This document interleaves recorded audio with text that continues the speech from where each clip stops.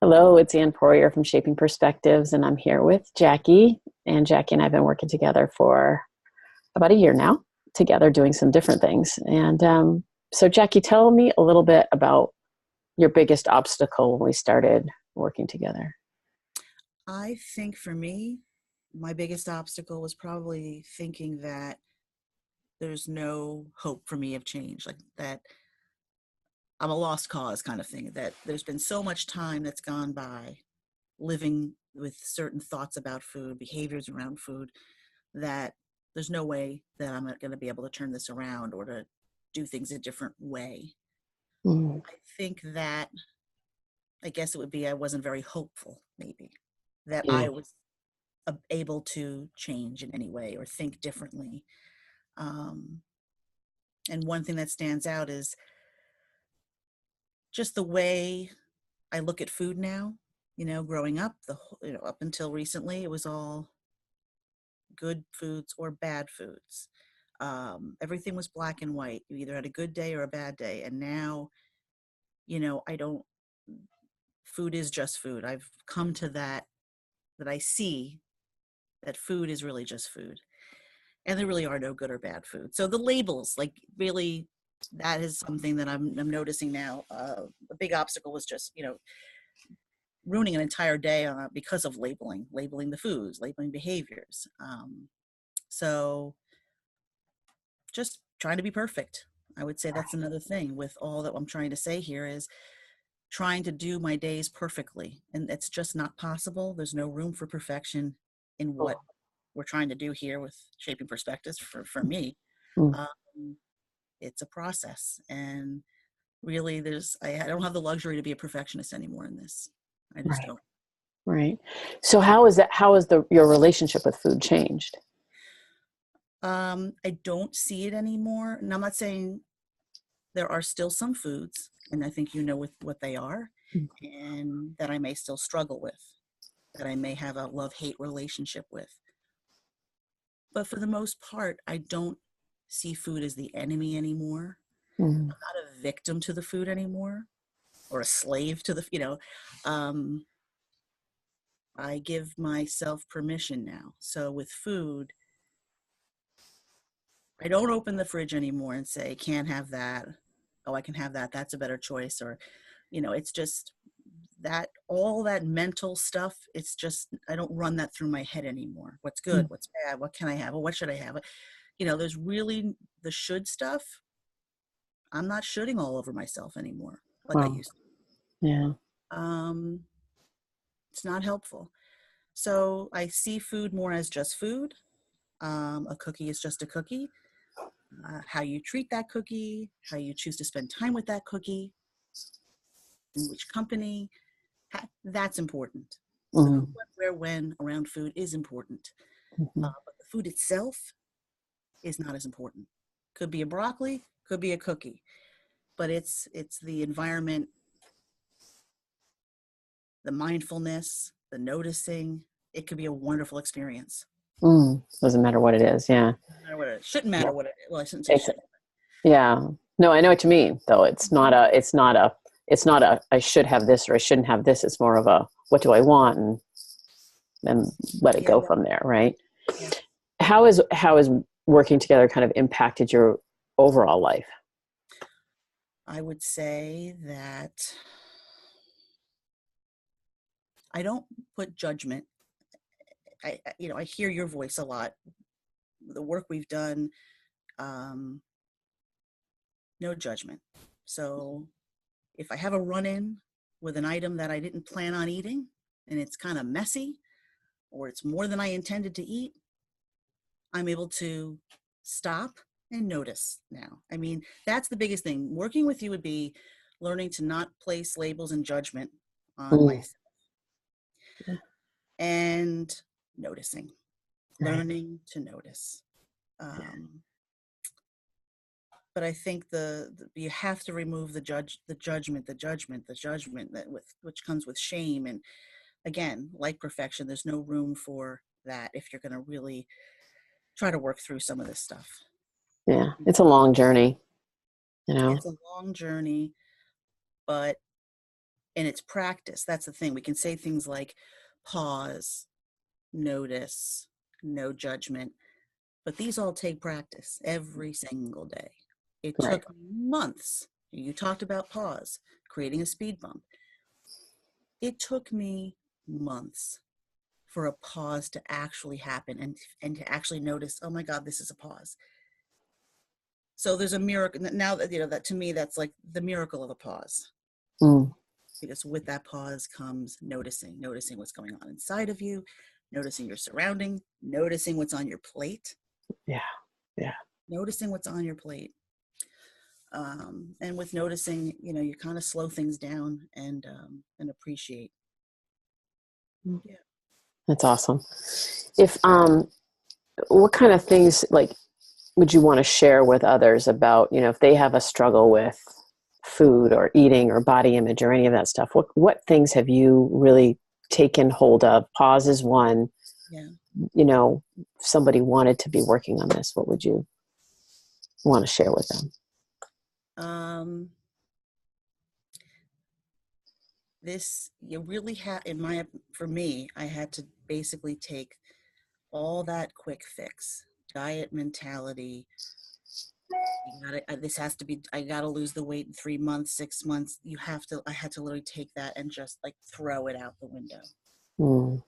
And I see you have to go into this, I think, believing that it's far more than weight loss. It's far more, because in this process, I am discovering things about myself that have always been there. Mm. It has nothing to do with my weight. Right. So because of the work I'm doing here with you, there's less emphasis, focus, time consuming with my appearance, my weight, then really focusing on and celebrating the things about me that make Yeah. me who I am. That's not easy, but when I can turn down the volume on the body image crap and my weight and that is not really what people care about. And if they do, that's really not my problem, obviously. But it's really through this process, I'm noticing and trying to celebrate and bring out and practice being all the other things of who I am. So Yeah. that my day doesn't start and finish with what I ate, how I look, how my clothes fit. Those are important things to a degree. Yes, but that's not everything. It's one piece. Mm. And as we focus and work on all these other things, the weight will take care of itself. All that does fall into place. Again, this is a process, though. I think for people coming in, they'd have to know they ain't going to turn this around like that. Right. But the Right. discoveries along the way, you're going to get stuff you never even dreamed you needed. Many of us go in wanting to lose weight, Right. but oh my God, the things I'm gaining and learning about myself are far, far more important than my size. It's incredible. So Yeah. that's what's been wonderful, discovering about myself. And you've been part of the SOS group too.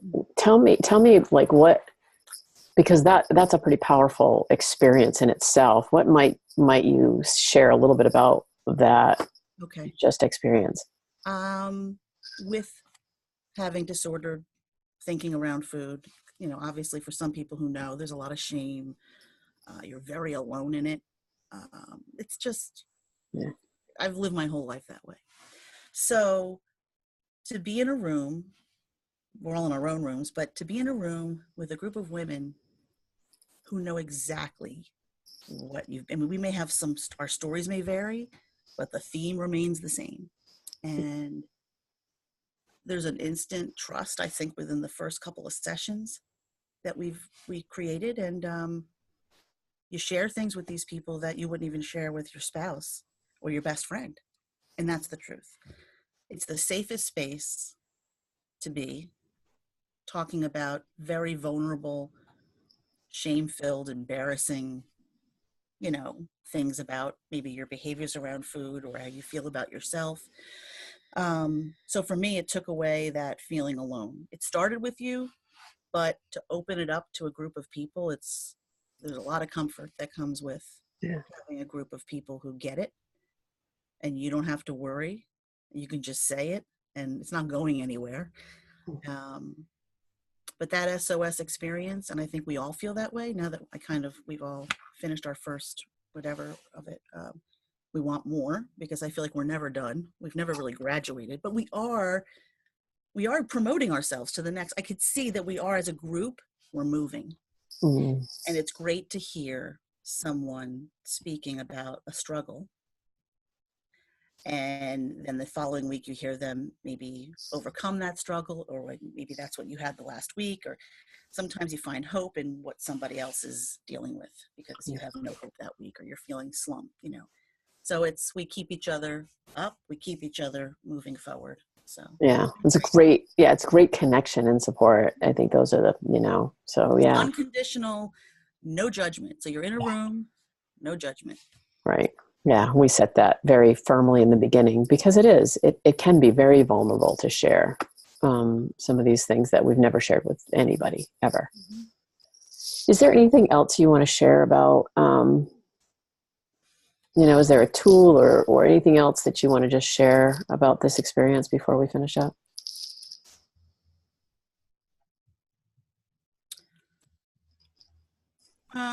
I would say honestly, just every day is a new day. And I keep going back to the noticing. I can say that's the pausing is what I've taken and what is continuing. The pausing and the noticing is my constant theme through my journey with you. Yeah, I think along those lines with the wording awareness, because once we're aware of something, Yes, and I say, and I've written that when that pause happens and when you notice, that's awareness, and that's when change happens. Now, if typically when we look at ourselves with food, if we've done something we feel guilty about, I don't label it anymore. I can talk with you, talk with the group. I can actually stop and think, why did that happen? Mm. I'm more of a detective now. I don't label it like, oh, you screwed up. No, what happened? What was happening a few hours before that happened? That you ate that, you didn't intend to eat that, and maybe you ate more than you should have, or you wanted to. There's a trail that leads to why we do these things.